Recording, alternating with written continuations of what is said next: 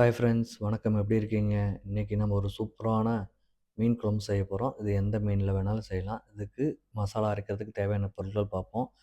பட்டை 1 இன்ச்சு, கிராம்பு 2, நட்சத்திர சோம்பு 2, பிரியாணி இலை 2, சீரகம் 1 டீஸ்பூன், சோம்பு 1 டீஸ்பூன், மிளகு 1/2 டீஸ்பூன், பெரிய வெங்காயம் 1, பூண்டு 4 பல்லு, இஞ்சி 1 இன்ச் அளவு, கருவேப்பிலை தேவையான அளவு, காஞ்ச மிளகாய் 4, கறி மசாலா 2 டீஸ்பூன், கொத்தமல்லி தூள் 2 டீஸ்பூன், முந்திரி ஒரு 5, 6 அந்த அளவுல எடுத்துக்கங்க. ஒரு கடாயில தேவையான அளவு எண்ணெய் ஊத்திக்கங்க. கொஞ்சமா எண்ணெய் ஊத்திக்கங்க. இது மசாலாவுக்கு தான். அதனால லைட்டா இருந்தா போதும். வச்சிருக்கிற பிரிஞ்சி இலை, பட்டை, கிராம்பு, நட்சத்திர சோம்பு இதெல்லாம் சேர்த்து லைட்டா வறுத்து விட்டுக்குங்க. லைட்டா வறுபட்டோனையும் நம்ம சீரகத்த சேர்த்தி அதையும் வறுத்து விடுவோம். அது லைட்டா வறுந்த பின்னாடி சோம்பு, மிளகு இது 2யும் போட்டு நல்லா கலக்கி விடுவோம்.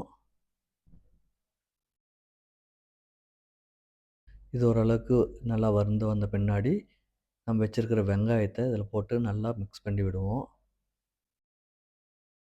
ஓரளவுக்கு பாதி லெவலுக்கு வேகணும் நம்மளுக்கு. அப்பதான் நல்லாருக்கும். இப்ப வந்து நம்ம இதில கருவேப்பிலைய சேர்த்திக்கலாம்.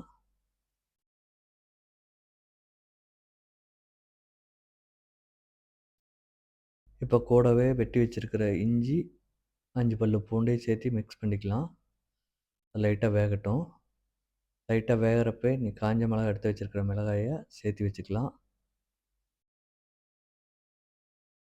இனி வந்து இதில கறி மசாலாவையும், கொத்தமல்லி தூளையும் சேர்த்தி நல்லா கிளறி விடுவோம். ஒரு 2 மினிட்ஸ் லோ ஃப்ளேம்ல வச்சு நல்லா கிளறி விடுங்க.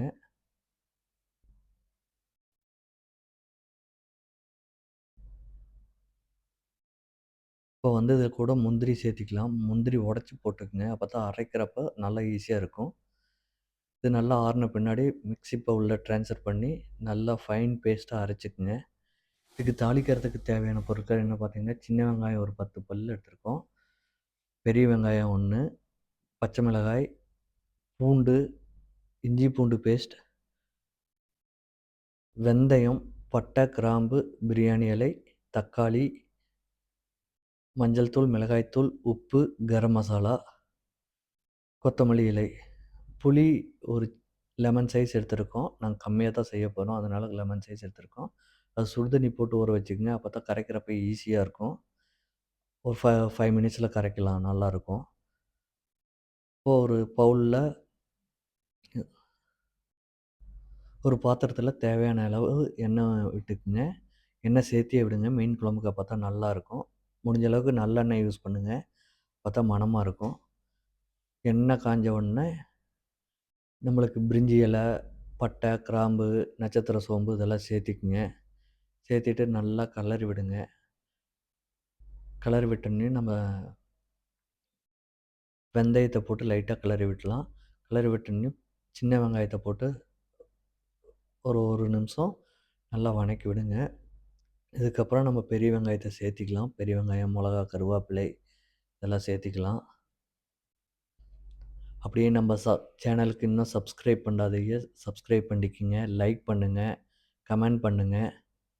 இப்போ பூண்டு சேர்த்திக்கலாம். பூண்டு போட்டீங்கன்னா, உங்களுக்கு வந்து மீன் குழம்பு நல்லா மணமா இருக்கும். அதுக்கு தான் பூண்டு போடுறோம். இப்போ தேவையான அளவு உப்பு சேர்த்துக்கலாம் இதுல. உப்பு நீங்க போல ஓரளவுக்கு சேர்த்திட்டு, பின்னாடி கூட உப்பு பார்த்துட்டு செக் பண்ணிட்டு சேர்த்திக்கலாம். இஞ்சி பூண்டு பேஸ்ட்டு 2 டீஸ்பூன் பக்கமா வச்சிருக்கோம். அதையும் போட்டு நல்லா கிளறி விட்டுக்குங்க. இஞ்சி பூண்டு பேஸ்ட்டு பச்சை வாசனை போற அளவுக்கு நல்லா வணக்கி விடுங்க.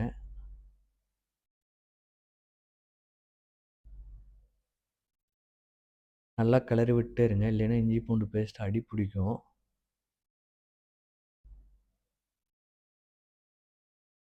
இனி இதில வந்து நம்ம வெட்டி வச்சிருக்க தக்காளி சேர்த்துக்கலாம். அதில வந்து 2 தக்காளி வச்சிருக்கோம். சின்ன சின்னதா வெட்டி. நல்லா தக்காளி வேகட்டும்.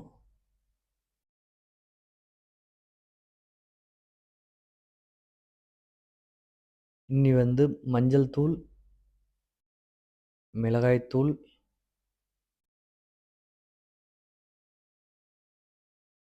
இதெல்லாம் போட்டு நல்லா மிக்ஸ் பண்ணி விட்டுக்கலாம்.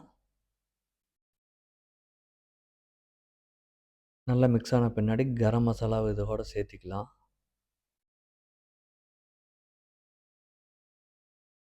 நல்லா கிளறி விடுங்க. தக்காளி நல்லா வேகணும்.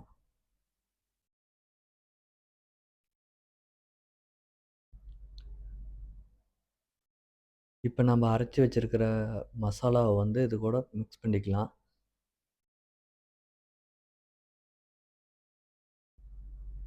நல்லா ஃபர்ஸ்ட்டு கிளறி விட்டுருங்க. எல்லாம் நல்லா ஈவனா ஆகுற மாரி நல்லா கிளறி விட்டுருங்க. அந்த தக்காளியோட மிக்ஸ் ஆகுற மாரி. நல்லா மிக்ஸ் ஆன பின்னாடி தண்ணி சேர்த்திக்கங்க.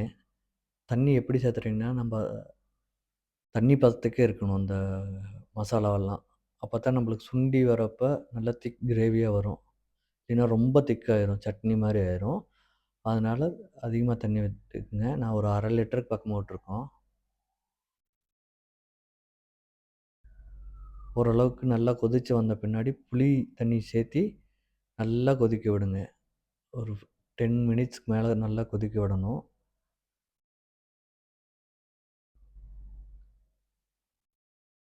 அப்பப்ப கிளறி விட்டுக்குங்க. அதே மாரி நம்ம சேனலையும் சப்ஸ்கிரைப் பண்ணிக்கங்க. லைக் பண்ணுங்க. உங்களோட ஃபீட்பேக் குடுங்க. இனி நம்ம வச்சிருக்கிற மீன சேர்த்திரலாம். இதுக்கு வந்து நாங்க மீனோட தலை மற்றும் வால் தான் வச்சு போட்டுருக்கோம். மத்ததெல்லாம் ஃப்ரை பண்ணியாச்சு.